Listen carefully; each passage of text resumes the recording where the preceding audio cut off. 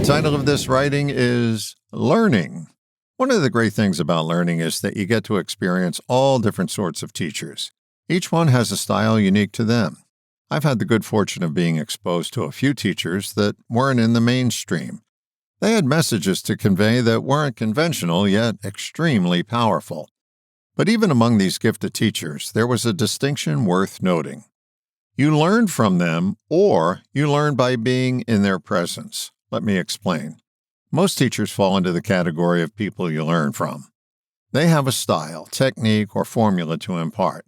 This is a valuable method. We follow their instructions, and we learn to do what they're teaching. Then there's that rare teacher that has nothing to teach other than to get you to learn. The word educate comes from the Latin word educare, which means to bring out. It's the rare teacher that will get you to a place where you can tap into your resources and bring out something you didn't know you had. They perform this magic by being present. They set aside any agenda they may have about you and are just there with you. I like to call it teaching without judging.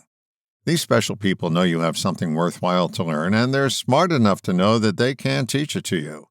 Their main gift is leading you to a place where you can learn it yourself. If you've ever read a passage from a book that just stopped your stream of thinking for a moment and gave you a sense of knowing, you have experienced this type of learning. Any teaching that stops your thinking is a pathway to learning. Think back on something you saw that was so beautiful that it took your breath away. That moment of breathlessness was a moment of learning. All teachers aren't people. We can learn from anything: a flower, a mountain, a landscape, an animal, or an inanimate object. We just have to be present with it, and we will learn. Presence leads to learning. The teacher who is present learns as much as the student he or she's leading. The funny thing is, neither the teacher or the student knows specifically where they're going or what they'll learn. They only know that they will discover something new and worthwhile by being present. Presence takes practice. It begins by noticing the stream of thought going on in your head while attempting to teach or learn. Each time we take the time to notice our stream of thought, we slow it down until it eventually becomes a trickle. That's when we become present, when there isn't an agenda or syllabus in the way.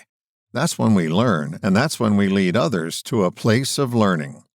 If there's one thing worth learning, it's learning to be present. All the best, John.